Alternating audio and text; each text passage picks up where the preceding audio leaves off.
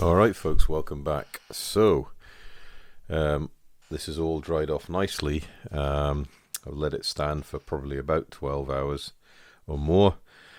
And we're ready to come back in and start thinking about adding some highlights to what is already quite a nicely mottled paint finish. Now, confession time, I made an absolute balls of something. Excuse my French, but when I was painting the aircraft yesterday, I realized after checking with the photo etch instructions that the photo etch paneling I'd spent ages adhering to the front of the wings here actually should have been over the access panels on the underside of the wing. So they have been taken off the top of the wing and relocated to the proper places on the lower wing, and obviously touched in with the underside color coat, so that's fine. They came away not too bad, and obviously you can see I've reprimed the top. I just need to polish it up a little bit to blend it into the same sort of consistency of the paint that's already on there. But yeah, it was a bit of a oh my mercy moment, but we've gotten through it, and we're now at the point where we're ready to get going for highlighting the underside paint coat. Now, this is Tamiya. I've not used this one in a long while because I haven't built anything German for a little while, and I think the last time I used this was painting the underside of possibly a BF110, or certainly an ME109 in 48 scale, and that doesn't take a lot of paint to do. So we just add a bit of thinness to the pot, giving it a good stir. And what else I'll also add in is just a drop of flow improver, and I'll just put it into the pot itself, and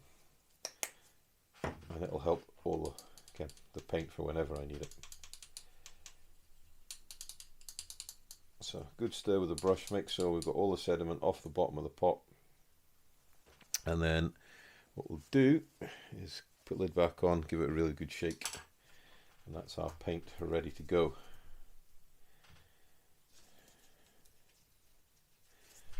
Now, for doing the more detailed work, I'm using a different airbrush as I did yesterday. So I'm using Galeri's Premium Mobius 0.2 needle nozzle assembly. It's also got the micro air control or MAC valve here for adjusting the pressure on the fly. Smaller color cup on it than the 0.3 Mobius, but we don't need a lot of colour, we're doing detailed work, so that's not a problem. Right, got some really nicely mixed paint there, which is good. Just get that poured into the colour cup.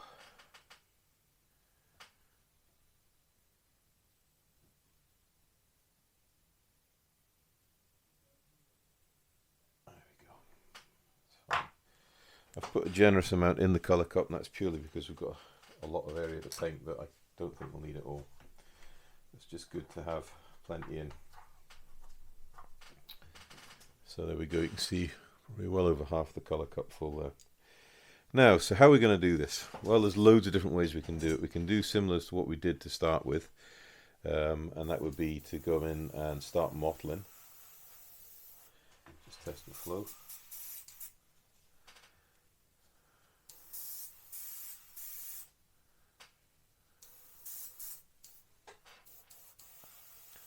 So we can start mottling.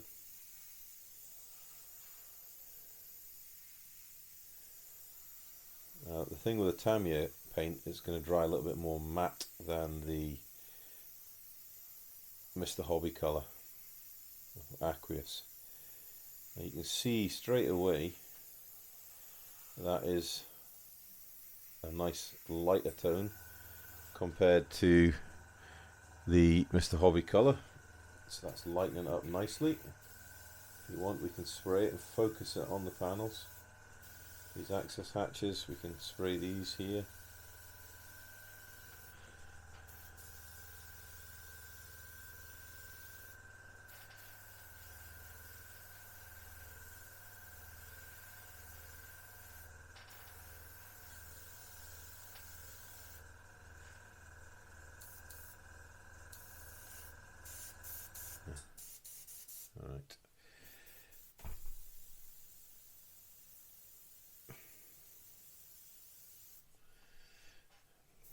So we can come in and do that, and come in again, second coat.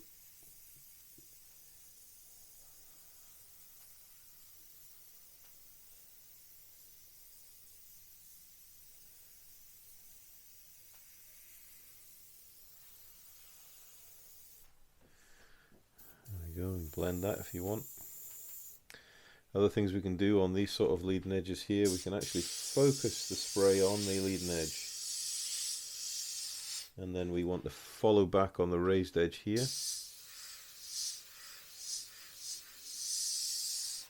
Blending that into where we've done on the leading edge. Hopefully you can see that. Yeah, just about see that on the camera.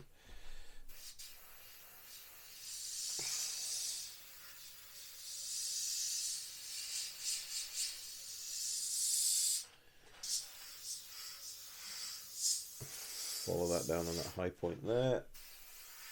Follow that to that high point there. And then there's a high point here we can put a highlight on. And there you go, you're helping to enhance that three-dimensional look.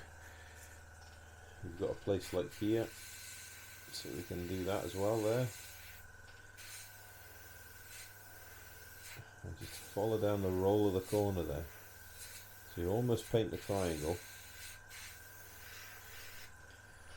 But that'll just help enhance the 3D look, just picking out the high spots. Now what we can do, if I can find, well, we can use a bit of paper. Cards a bit better. Business cards.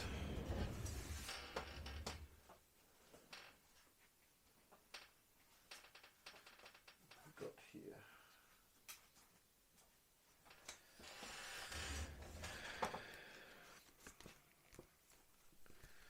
Right.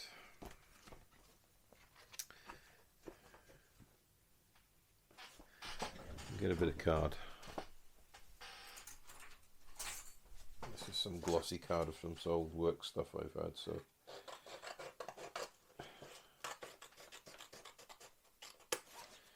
if you want to make more of a defined highlight, let's do a bit of spray work there. Check this. So what we can do is come in with a card, so we can lay that down the panel line, alright, and then working from the card we can then go into the leading edge of the panel like this.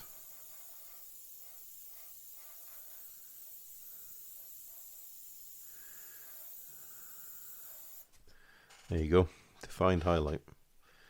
Obviously you need to watch where your panel is. I actually think I need to thin this a little bit more.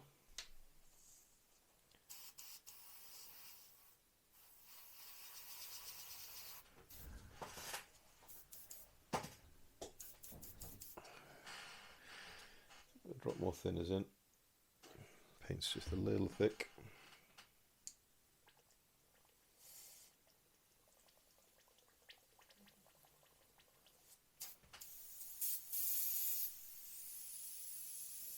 There we go. Right. So we can do that again. So we can come back to the next panel here.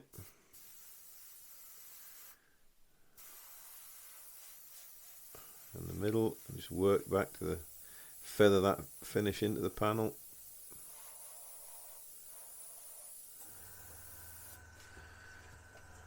We've got a double panel here, so we've got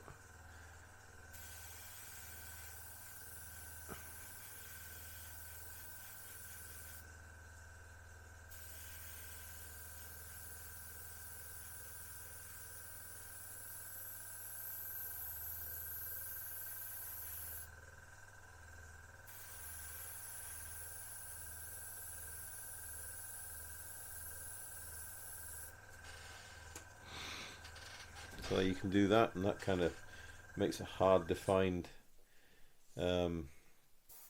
highlight there. Or you could just, come in, just lay it down. And the main thing is to keep it random, because no two planes are weathered exactly the same. No two panels weathered exactly the same.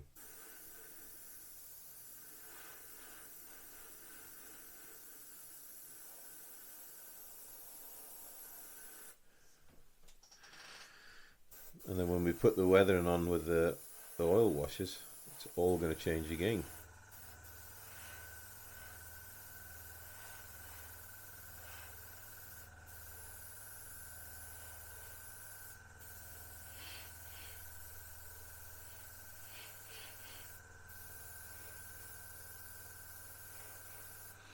So that's the classic sort of putting the L shape in one corner and leaving the rest of the panel.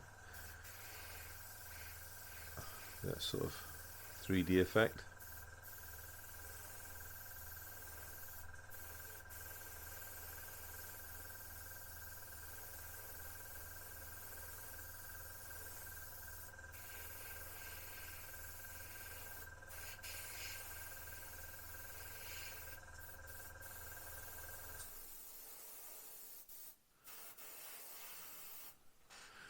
And just take back, and if you pull back and spray down onto it, then that just helps blend it out. Now the other thing you can do is you can turn the air down.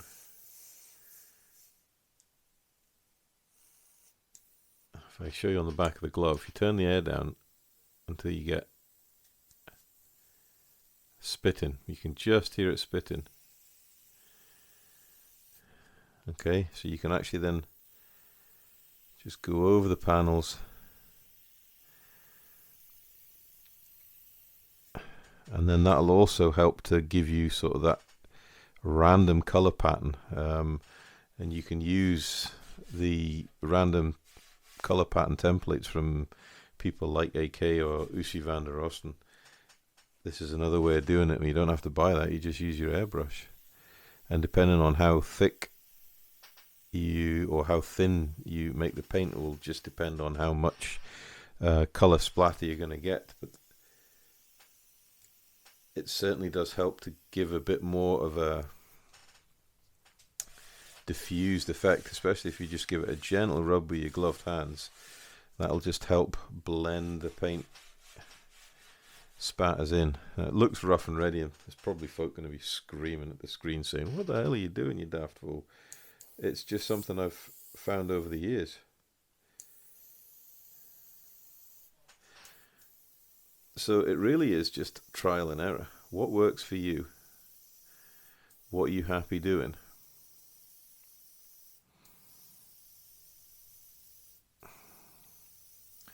The main thing is just do it randomly, because it's the randomness that makes it work.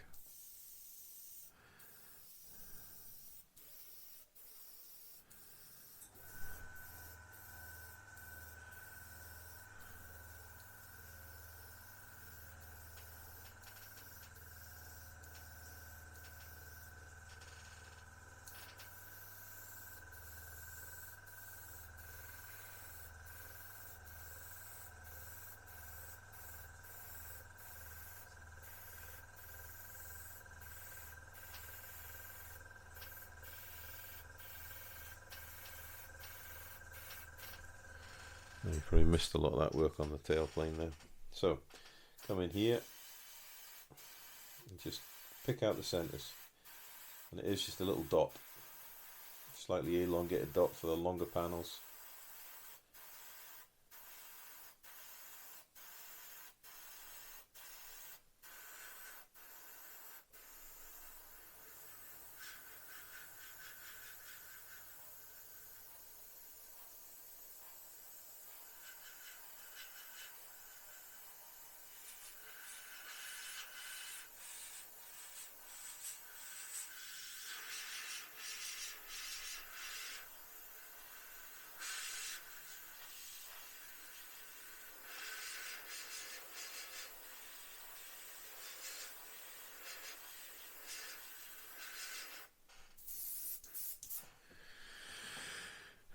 Right, now where you've got raised ribs,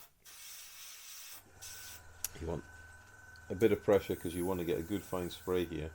You may even want to take the end off the airbrush. It's up to you. What we want to do here is just paint those ribs on the control surfaces.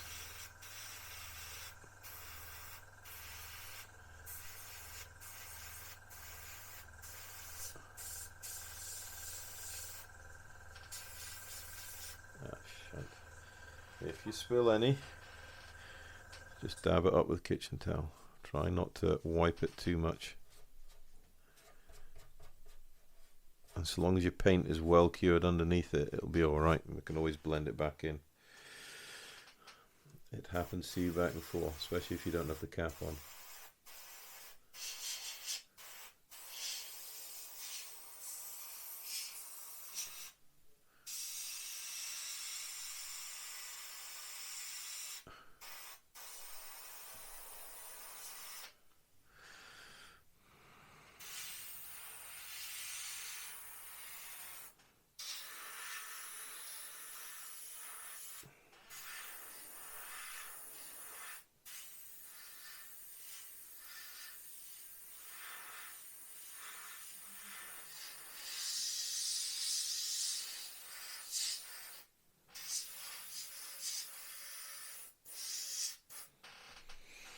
So that's what we're doing. So hopefully you can see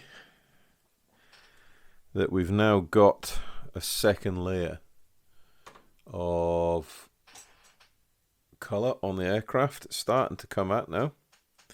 It's certainly got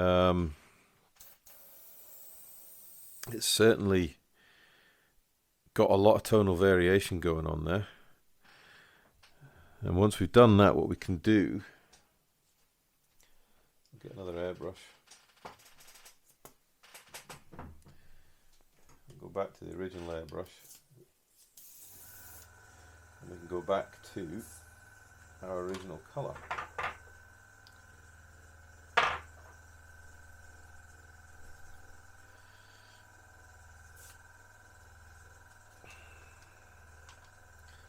So the original colour is darker. So this is a 0.3. Oh no, sorry, this is not the original, this is the Galeri's Aces series, so that's the GHAC 98D, so it's a 3.8mm needle, nozzle setup. It's a really good airbrush. So what we can do now is we can actually use this airbrush to come back in, and we'll just focus on the panel lines as if we're post shading, because actually we are post shading.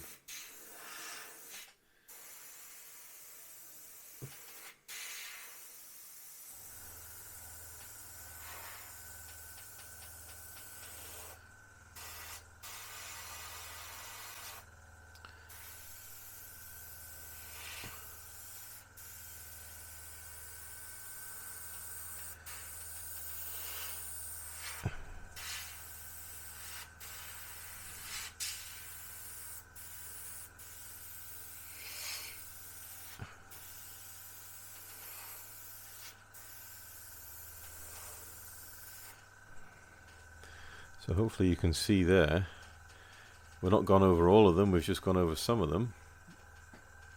But you can see now that that's post shaded it back in. If you want to blend it back, you want to pull right far back, so we're probably about, what, 6-7 inches there from the model.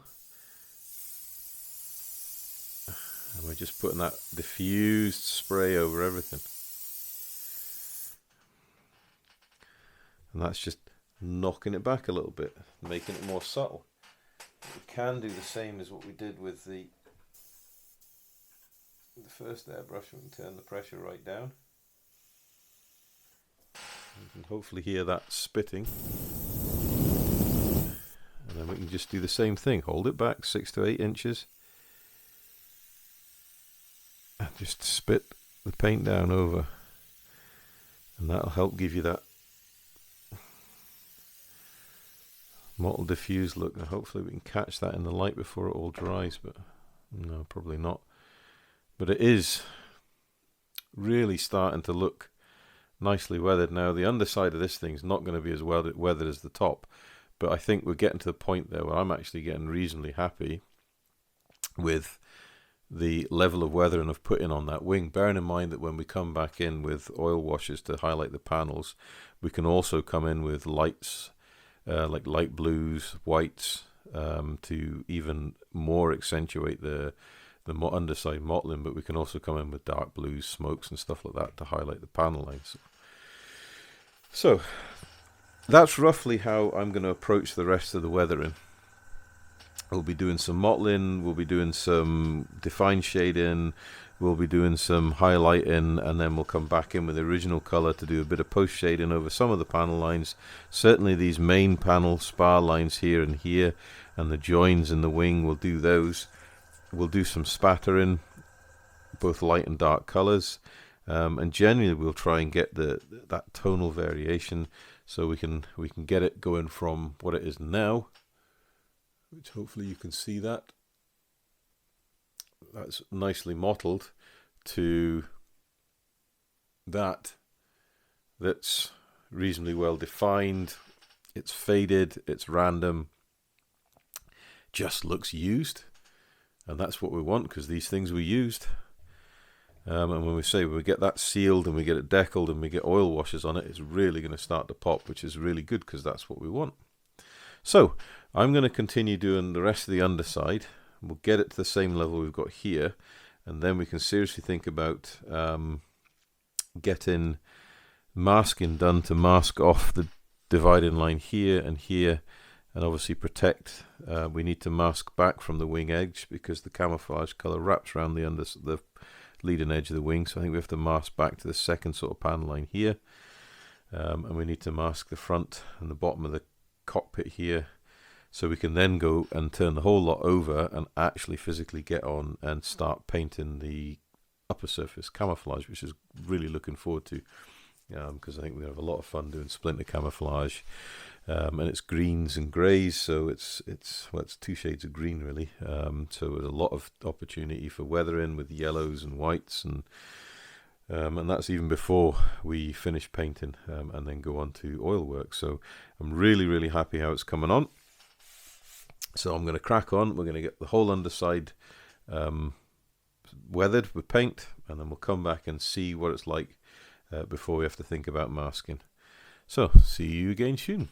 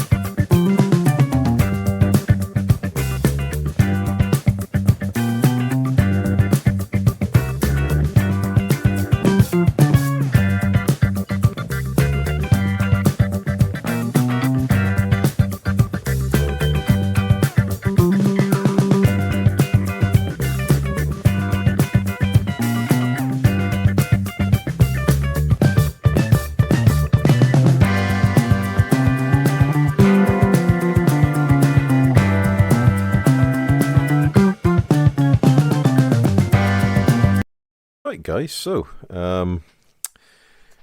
we're back.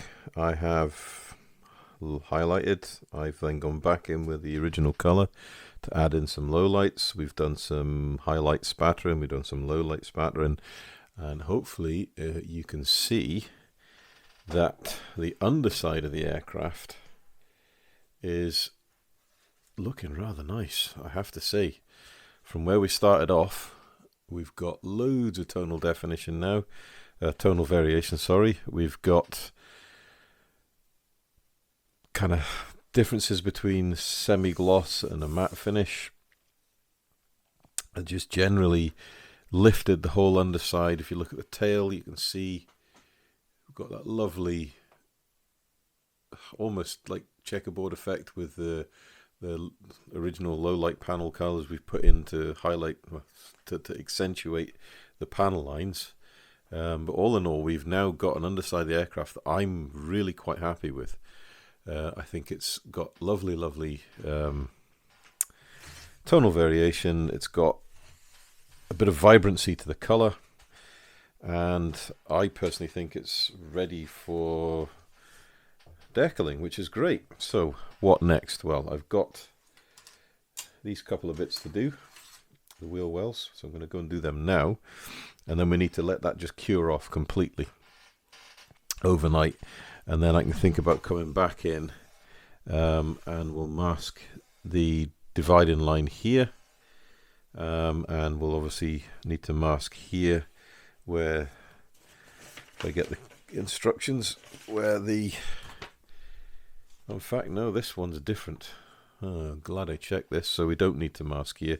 The whole underside is this RLM65, so we need to mask, I don't even know if I'm going to need to mask along the leading edge of the wing. We'll see about that, but anyway, you know, we've got RLM71 and RLM70, so we've got a dark green and a light olive green. Brilliant paints for weathering they are. Splinter camo, I'll show you how to do that without masking, because I hate masking. And then obviously we've got spinners to paint as well. But what I'm going to do before I do the top surfaces is we're actually going to get the undercarriage finished as a final part of doing the underside, and then we can get rid of the stand and actually use the aircraft's undercarriage to set it on, because I think I'm quite happy that we've finished painting the underside now. So that's all fine and done. So a few more bits to do, then we're going to get it over onto the top, and we're going to be focusing 100% on getting the camo pattern down, which is really good because I'm quite excited about that. So we'll be back shortly, guys.